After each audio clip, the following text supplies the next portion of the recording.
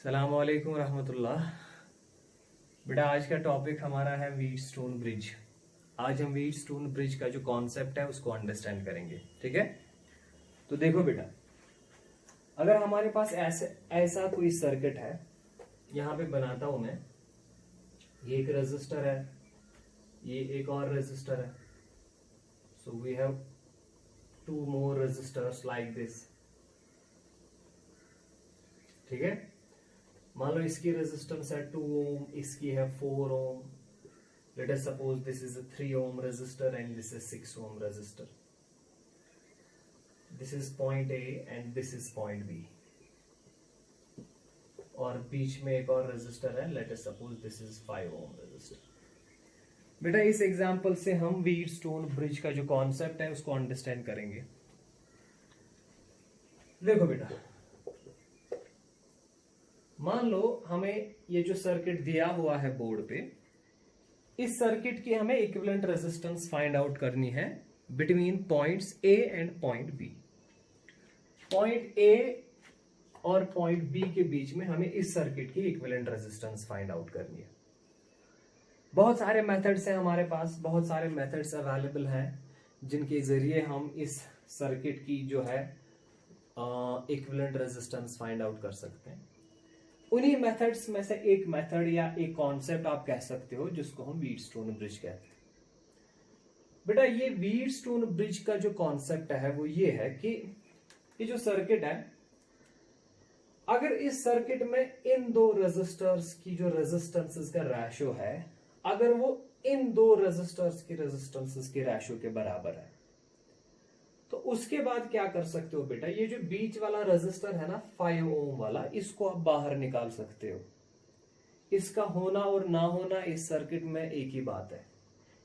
तब जाके उस केस में इस 5 ओम के थ्रू बेटा कोई करंट पास नहीं होगी, और उस केस में इस सर्किट को हम कहते हैं that this circuit is a balanced circuit और this is a balanced bridge.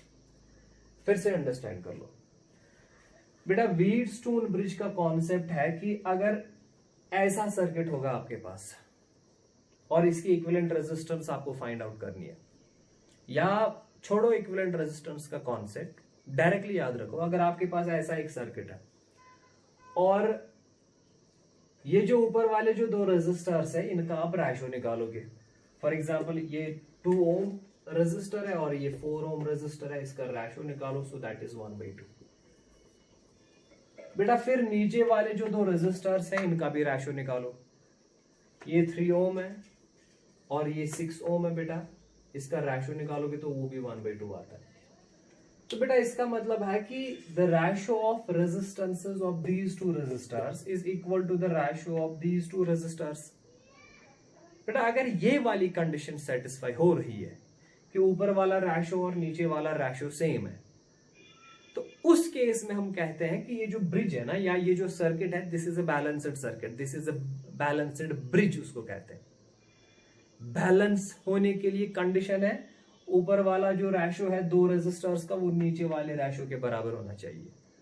और जब ये ब्रिज बैलेंस होता है, इस केस में क्या होता है बेटा, ये जो बीच वाला रेजिस्टर है, इस रेजिस्टर के थ्रू कोई करंट पास नहीं होगी। या आप ये कह सकते हो कि अगर यहां पे मान लो पॉइंट एक्स है और ये मान लो पॉइंट वाई है, आप ये कह सकते हो बेटा कि ये जो पॉइंट एक्स और पॉइंट वाई है ना, they are at the same potential. Potential at x is equal to potential at y. अगर x और y का पोटेंशियल सेम है, so what is the potential difference between x and y? 0। अगर x और y के बीच में potential difference 0 है तो इसका मतलब है इस रेजिस्टर के थ्रू करंट पास नहीं होगी, बिकॉज जब पोटेंशियल डिफरेंस है ही नहीं तो इसके थ्रू करंट पास होगी नहीं।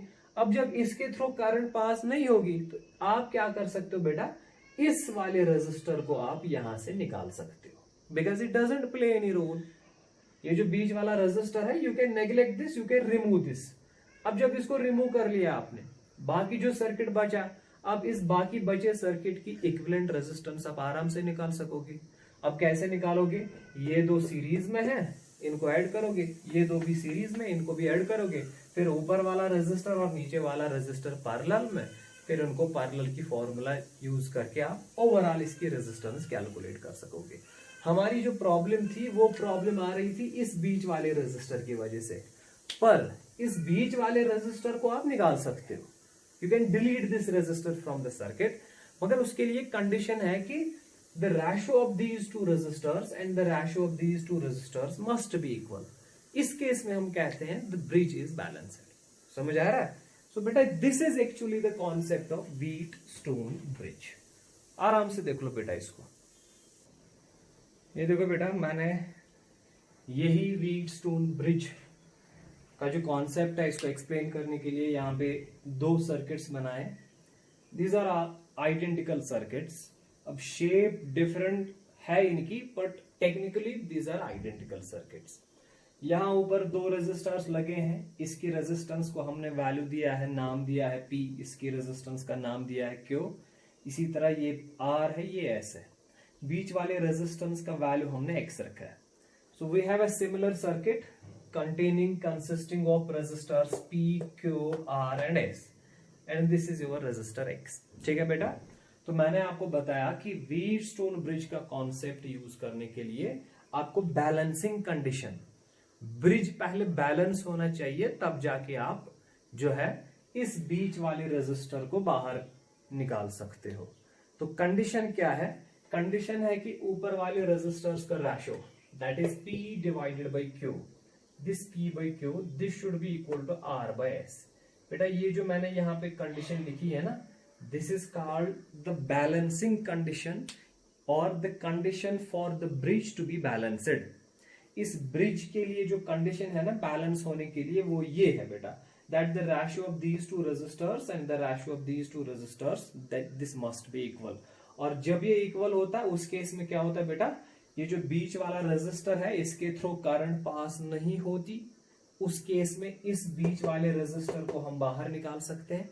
अगर आपने इस बीच वाले रेजिस्टर को बाहर निकाला, फिर बेटा क्या है कि इस सर्किट की इक्विवेलेंट रेजिस्टेंस आप आराम से फाइंड आउट कर सकते हो।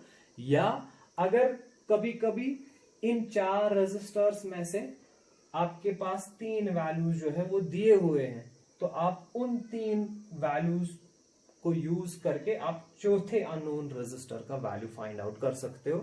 पर कंडीशन ये होनी चाहिए कि ये जो ब्रिज है ना ये बैलेंस्ड हो। कभी कभी ऐसे भी दिया होता है बेटा, बीच में जो है हम गैल्वानोमीटर रखते हैं। तो गैल्वानोमीटर बेसिकली एक ऐसा डिवाइस है जिससे हम करंट डिटेक्ट करते हैं। एक सर्किट के थ्रू करंट पास हो रही है कि नहीं हो रही है, that is actually detected by an instrument और उसको गैल्वानोमीटर कहते हैं। मान लो हमने बीच में गैल्वानोमीटर लगा दिया, अगर ये गैल्वानोमीटर जो है डिफ्लेक्शन नहीं दिखा रहा है, if this galvanometer does not show any deflection, इसका मतलब है कि इस गैल्वानोमीटर के थ्रू कोई करंट पास नहीं हो रही है। अब जब इस गैल्वानोमीटर के थ्रू करंट पास नहीं हो रही है, तो इसका मतलब ये जो ब्रिज है ये बैलेंस्ड है। अगर ये बैलेंस्ड है तो इसका मतलब इन दो का रेशियो इन दो के रेशियो के बराबर होगा। समझ आ रहा ना बेटा? तो आप ऐसे देखो, अगर आपके पास कंडीशन है कि इन दो का रेशियो और इन दो का रेशियो बराबर है, तो इसका मतलब इस गैल्वानोमीटर के थ्रू करंट पास नहीं होगी। समझ आ रहा? या अगर कभी वही से दिया है कि ये जो गैल्वान, आपको नहीं पता कि इन दो का रेशियो और इन दो का रेशियो सेम है कि नहीं है, पर ये दिया हुआ है कि ये जो बीच में गैल्वानोमीटर है it doesn't show any deflection, ये डिफ्लेक्शन नहीं दिखा रहा है, इसका मतलब कि इस गैल्वानोमीटर के थ्रू करंट पास नहीं हो रही है, तो ऑटोमेटिकली इसका मतलब है कि ये बैलेंस्ड ब्रिज है। बैलेंस्ड ब्रिज होने का मतलब है कि इन दो का रेशियो और इन दो का रेशियो जो है वो सेम होगा। तो याद रखो बेटा, जब इन दो रेजिस्टर्स का रेशियो और इनका रेशियो सेम होता है, हम कहते हैं कि ये ब्रिज बैलेंस्ड है। उस केस में, उस कंडीशन में बीच वाला जो रेजिस्टर या गैल्वानोमीटर जो भी कुछ बीच में लगा होगा उसके थ्रू कोई करंट पास नहीं होगी। ठीक है? वैसे आप यहां भी दिखा सकते हो, अगर आप यहाँ गैल्वानोमीटर बीच में रखोगे, अगर इस गैल्वानोमीटर ने मान लो कोई डिफ्लेक्शन नहीं दिखाई, तो इसका मतलब ये बैलेंस्ड ब्रिज है। क्या मतलब? उसका मतलब the ratio of this P and Q will be equal to R by S। तो अगर आपको पता चला कि ये गैल्वानोमीटर डिफ्लेक्शन नहीं दिखा रहा है, तो आपने अंडरस्टैंड किया कि ये बैलेंस्ड ब्रिज है। फिर मान लो ये जो इक्वेशन है ना, you can use this equation. अब अगर इस इक्वेशन में चार वेरिएबल्स हैं, अगर तीन का वैल्यू आपको पता है, तो आप इस इक्वेशन के जरिए चौथे का वैल्यू निकाल सकते हो। तो आप व्हीटस्टोन ब्रिज को ऐसे भी डिफाइन कर सकते हो, आप इसको ऐसे भी बेटा एक्सप्लेन कर सकते हो that Wheatstone bridge is basically a combination of 4 resistors.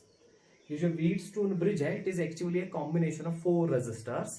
ये ऐसी कॉम्बिनेशन है कि जिसमें से आप 4 में से अगर 3 आपके पास दिए होंगे, 3 रेजिस्टर्स का वैल्यू अगर दिया होगा, then you can find out the 4th one in terms of these 3. So Wheatstone bridge is a combination of 4 resistors by which you can find out the value of one unknown resistor in terms of the 3 other known resistors. पर उसके लिए condition है कि ये equation आप तभी use कर सकते हो जब ये बीच में लगा गैल्वानोमीटर डिफ्लेक्शन नहीं दिखाएगा। डिफ्लेक्शन नहीं दिखाने का मतलब है जब इस गैल्वानोमीटर के थ्रू करंट पास नहीं हो रही है तो इसका मतलब ब्रिज बैलेंस है। अब अगर ये ब्रिज बैलेंस्ड है तब जाके इन दो का रेशो और इन दो का रेशो बेटा सेम होगा। समझ आ रहा है? So this is the concept of Wheatstone bridge. अब देखो बेटा ये जो कंडीशन है ना इसको हम डिराइव करते हैं। अब देखो बेटा मैं इसको आपका जो है मैथमेटिकल प्रूफ दिखाता हूं कि मैं आपको कह रहा हूं कि अगर गैल्वानोमीटर डिफ्लेक्शन नहीं दिखा रहा है, अगर इस गैल्वानोमीटर के थ्रू करंट पास नहीं हो रही है, then the ratio of these two resistors and these two resistors is equal. Let us prove this mathematically कि the condition is that if this galvanometer shows no deflection then P by Q must be equal to R by S. Let's prove this. ठीक है, उसके लिए मैं क्या करूंगा बेटा, इस पॉइंट को हमने यहाँ पे A रखा है, इसको B रखा है। Let us name this point as C and name this point as D। ठीक है बेटा, तो बेटा क्या करते हैं हम, लेट अस कनेक्ट ए बैटरी, एक बैटरी कनेक्ट करते हैं यहां से हम इसको प्रूव करने के लिए। The value of this battery is V। ये जो बैटरी है, let us connect A battery of voltage V।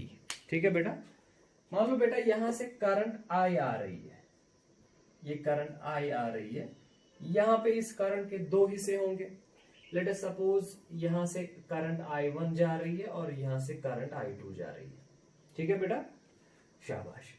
अब यहां से जब करंट I1 आएगी तो यहां पहुंचेगी, तो मैं आपको बता रहा हूं this is a balanced bridge. Balanced bridge का मतलब है कि we are assuming that this galvanometer is not showing any deflection. अगर ये गैल्वानोमीटर डिफ्लेक्शन नहीं दिखा रहा है तो इसका मतलब है ये जो बीच वाली लाइन है ना इसके थ्रू कोई करंट पास नहीं हो रही, तो इसका मतलब है यहां से जो करंट I1 आएगी ये I1 से डायरेक्टली आगे जाएगी, ये जो बीच वाली लिंक है इसके थ्रू कोई करंट पास नहीं होगी। तो अगर ये I1 यहां से आ रही है तो बेटा यहां से भी I1 ही पास होगी।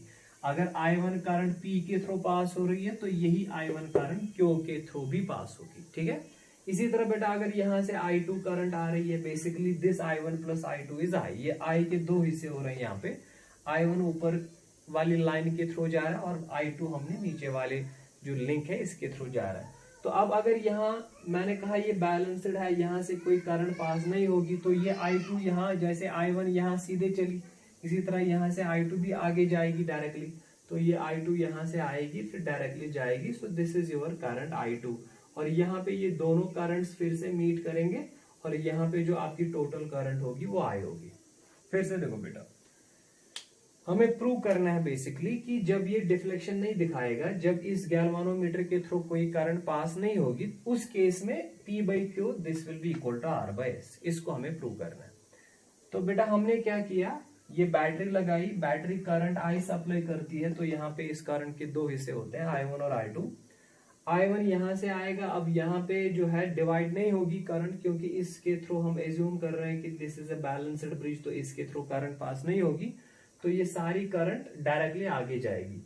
इसी तरह यहाँ से जो I2 आएगी ये भी यहाँ पे डिवाइड नहीं होगी, डायरेक्टली आगे जाएगी, because we are assuming this galvanometer does not show any deflection, so it means that इस गैल्वानोमीटर के थ्रू कोई करंट नहीं जा रही है। फाइन, शाबाश। उसके बाद हम क्या करेंगे बेटा, let us use Ohm's law to this resistor and this resistor, the resistor R and resistor S। जो भी रेजिस्टर्स है ना हर एक में हम Ohm's law यूज करेंगे, और Ohm's law का कॉन्सेप्ट क्या है, potential difference is equal to potential difference V is equal to IR, potential difference is equal to the product of current and resistance. Fine, तो या ऐसे भी कर सकते हैं बेटा, देखो ये यहां से करंट I1 आएगी, ये जो P है ना किन दो पॉइंट्स के बीच में कनेक्टेड है, यहां से P कनेक्टेड है पॉइंट A, यहां से P कनेक्टेड है पॉइंट C।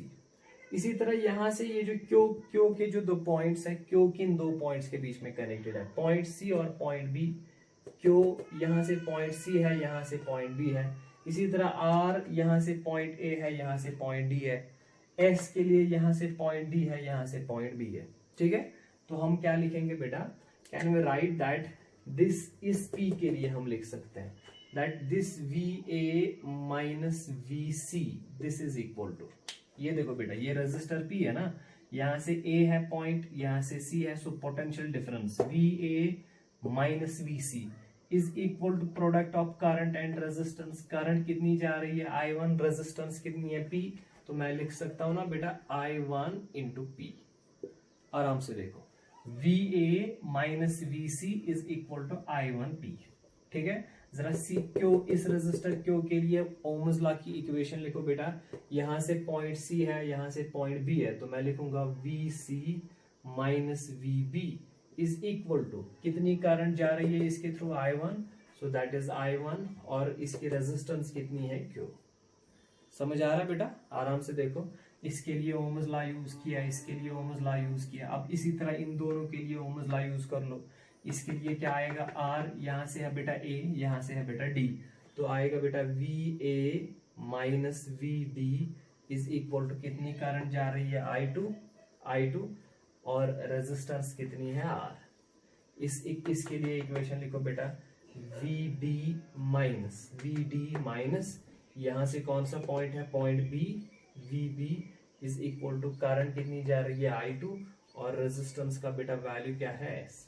फाइन, तो बेटा ये हमने ओम्स लॉ की इक्वेशन जो है चार रेजिस्टर्स के लिए यूज कर ली, ये पोटेंशियल डिफरेंस, ये करंट और वो रेजिस्टेंस। ठीक है बेटा, अब हम क्या करेंगे बेटा, जरा इन दो इक्वेशंस को डिवाइड कर लो, तो ये डिवाइड होगा यहां से, इसी तरह इन दो इक्वेशंस को भी डिवाइड कर लो। ठीक है, तो ये I1 कैंसिल होगा, I2 कैंसिल होगा, so this will be equal to P by Q, और यहां से आंसर आएगा आपका R बाई S। ठीक है बेटा, उसके बाद देखो हम क्या करेंगे, मैंने आपको पहले ही बताया कि जो बेटा बीच वाली रेजिस्टेंस है या बीच वाला जो गैल्वानोमीटर है, इस लाइन के थ्रू कोई करंट पास नहीं हो रही है, वही तो हमारी कंडीशन है ना, जब इस लाइन से कोई करंट पास नहीं होगी तभी तो ये बैलेंस है, तभी हमें प्रूव करना है कि P by Q R by S के बराबर होगा। तो अगर इस गैल्वानोमीटर के थ्रू कोई करंट पास नहीं हो रही है, तो इसका टेक्निकल मतलब ये है कि potential of C and potential of D same, या आप कह सकते हो that there is no potential difference between point C and point D। ये तो बेटा बेसिक मतलब है इसका। तो अगर गैल्वानोमीटर डिफ्लेक्शन नहीं दिखा रहा है, तो इसका मतलब है कि point C and point D technically they have the same potential, इनके जो पोटेंशियल का वैल्यूज है ना वो सेम है, क्योंकि अगर पोटेंशियल सेम है इसीलिए यहां से कोई करंट फ्लो नहीं हो रही है, या इनडायरेक्टली आप कह रहे हो कि जब यहां से कोई करंट पास नहीं हो रही है तो C और D का जो पोटेंशियल है वो सेम है। अब देखो बेटा, अगर C और D का पोटेंशियल सेम है, यहाँ पे C आ रहा है ना, यहाँ पे D आ रहा है, तो हम इस D के बदले VD के बदले VC लिख सकते हैं। आराम से देखो बेटा, ये यहाँ पे VC है, ये भी VC है, पर मैं आपको बता रहा हूं कि अगर इस लाइन के थ्रू कोई करंट नहीं जा रही है, तो इसका मतलब potential of C and potential of D is equal. तो VC जहां पे लिखा है वहां पे VD लिख सकते हैं, या VD के बदले हम VC लिख सकते हैं। अब इस इक्वेशन को रहने दो, late us suppose this is equation number 1। अब ये जो दूसरी इक्वेशन है ना, इसको देखो, यहाँ पे VA माइनस VD है, फिर VD माइनस VB है। अब यहां से हमने प्रूव कर लिया कि C और D, potential of C is equal to potential of D। तो बेटा ये जो D है ना, VD, इस VD के बदले हम VC लिख सकते हैं, यहाँ पे VC लिख सकते हैं। अब जब आपने VC लिखा, अब देखो बेटा, ये जो लेफ्ट हैंड साइड और ये वाला लेफ्ट हैंड साइड, अब ये इक्वल हो गया। देखो VA minus VC, VA minus VC minus VB, VC minus VB। अब अगर ये दो इक्वल हैं तो ये दो भी इक्वल होने चाहिए, ये दो इक्वल होने का मतलब ये दो इक्वल होने चाहिए। इसका मतलब आपका जो P बाई क्यू है वो R बाई S के बराबर निकलेगा। समझ आ रहा बेटा? आराम से देखो, हमने ओम्स लॉ यूज किया इस रेजिस्टर के लिए, इसके लिए, इसके लिए, इसके लिए, तो वो चार इक्वेशंस हमारे पास आ गई। ठीक है, तो फिर हमने पहले दो इक्वेशंस को डिवाइड किया और लास्ट दो इक्वेशंस को डिवाइड किया, तो हमारा रिजल्ट आ गया VA minus VC divide by VC minus VB is P by Q. यहाँ से आ गया VA माइनस VD, ये यहाँ पे D था, VA माइनस VD, और इसके लिए VD माइनस VB आ गया R बाई S। फिर मैंने आपको बताया कि बेटा क्योंकि इस लाइन के थ्रू कोई करंट नहीं जा रही है, क्योंकि ये बैलेंस्ड है, क्योंकि ये गैल्वानोमीटर डिफ्लेक्शन नहीं दिखा रहा है, तो इसका मतलब C और D का जो पोटेंशियल है वो सेम है, इसलिए मैंने यहाँ पे जो D था उसके बदले C लिखा। जब मैंने C लिखा तो ये वाली इक्वेशन का लेफ्ट हैंड साइड और इस वाली इक्वेशन का लेफ्ट हैंड साइड सेम आ गया।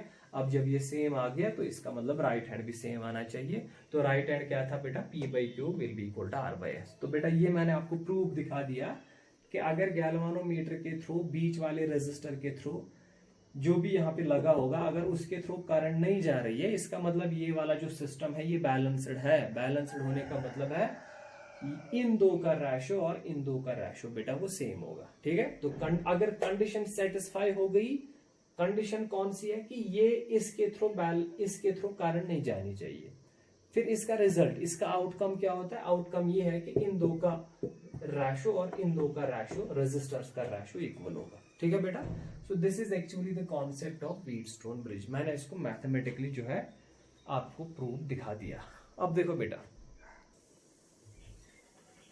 बेटा, ये इसी व्हीटस्टोन ब्रिज के कॉन्सेप्ट पे यहाँ पे दो एग्जांपल्स मैंने आपको यहाँ पे दी है। तो इन दो एग्जांपल्स को हम सॉल्व करेंगे using the concept of Wheatstone bridge. बेटा मान लो अगर इस सर्किट की आपको इक्विवेलेंट रेजिस्टेंस निकालनी है तो क्या करेंगे? सबसे पहले व्हीटस्टोन ब्रिज की कंडीशन चेक करेंगे। अगर ऊपर वाले रेजिस्टर्स का रेशो और नीचे वाले रेजिस्टर्स का रेशो सेम है, इसका मतलब है ये बैलेंस्ड ब्रिज है, तो फिर बीच वाला जो रेजिस्टर है इसके थ्रू कोई करंट पास नहीं होगी। आप इस रेजिस्टर को बाहर निकाल सकते हो, इसको डिलीट कर सकते हो, फिर उसके बगैर आप इस सर्किट को सॉल्व कर लो। अब देखो बेटा, कंडीशन चेक करेंगे। This is 2, this is 1, so this is 2 by 1, so this is 10 and this is 5, so this is 2। तो इसका मतलब ये वाला रेशो और ये वाला रेशो सेम आ रहा है, तो इसका मतलब ये बैलेंस्ड ब्रिज है। अगर ये बैलेंस्ड ब्रिज है तो आप क्या कर सकते हो बेटा, ये जो बीच वाला रेजिस्टर है इसके थ्रू कोई करंट पास नहीं होगी, इसको आप निकाल सकते हो। अब आराम से इसकी इक्विवेलेंट रेजिस्टेंस निकाल सकते हो। इन दो का ऐड होगा क्योंकि ये सीरीज में है, सो दैट इज 2 + 1 दैट इज 3, और इन दो का भी ऐड होगा, दैट इज 10 + 15।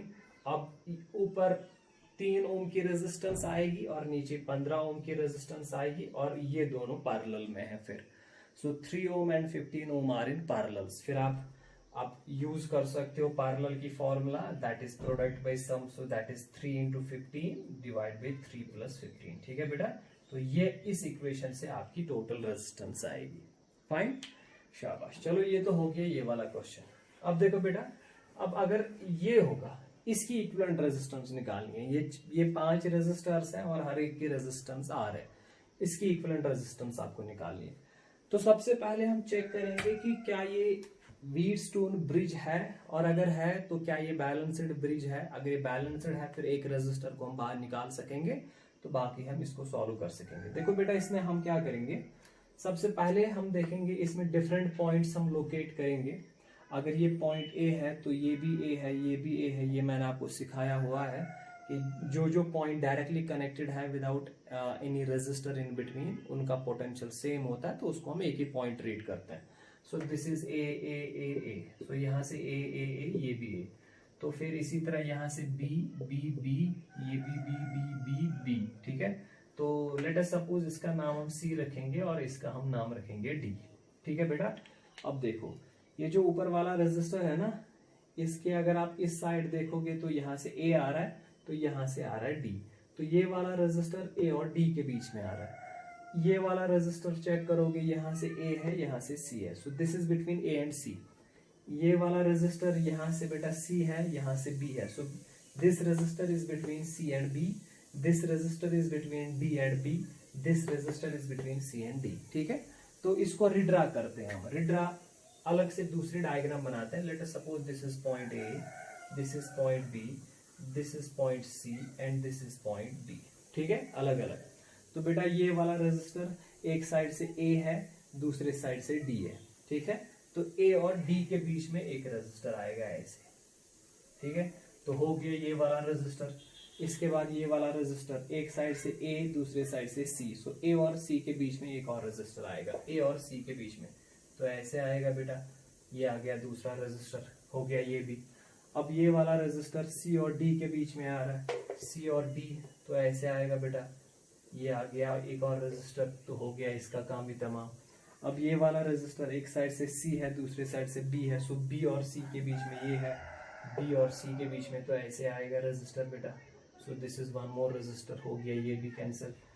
तो ये वाला रेजिस्टर डी और बी, ठीक है, तो डी और बी। अब देखो बेटा, जब हमने रिड्रा किया ना इस सर्किट को, तो आराम से आप देख सकोगे कि ये बन गया आपका बैलेंस्ड व्हीटस्टोन ब्रिज। अब देखो इन दो का ratio, so that is R by R, that is 1, that is equal to R by R, that is equal to 1। इसका मतलब ये बैलेंस्ड व्हीटस्टोन ब्रिज है। अगर ये बैलेंस्ड व्हीटस्टोन ब्रिज है तो इसको आप बाहर निकाल सकते हो। अगर इसको बाहर निकाल सकते हो, फिर इसकी इक्विवेलेंट रेजिस्टेंस कैसे फाइंड आउट करेंगे? R plus R is 2R, ठीक है। तो नीचे से R प्लस आर 2R, तो अब 2R और 2R बेटा पैरेलल में है, ठीक है। तो अगर 2R और 2R पैरेलल में है तो फिर पैरेलल की फॉर्मूला यूज करके आराम से निकाल सकोगे। तो ऊपर एक रेजिस्टर है 2R, नीचे एक रेजिस्टर है 2R, तो ये दोनों पैरेलल में है। फिर इसको आराम से आप इसकी रेजिस्टेंस निकाल सकते हो। तो इसका जो इक्विवेलेंट रेजिस्टेंस आएगा वो 2R/2 आएगा, so that is equal to R, ठीक है। तो बेटा ये मैं एक्चुअली आपको व्हीटस्टोन ब्रिज का कॉन्सेप्ट सिखा रहा था कि हम कैसे सर्किट एनालिसिस में व्हीटस्टोन ब्रिज का कॉन्सेप्ट यूज करते हैं। आई होप कि ये जो इसका कॉन्सेप्ट है, you have understood this concept, ठीक है बेटा। तो कुछ एग्जांपल्स आप देख लो, तो फिर उन एग्जांपल्स में आप इस व्हीटस्टोन ब्रिज का कॉन्सेप्ट यूज करके उनको सॉल्व कर लो, ठीक है बेटा। Thank you.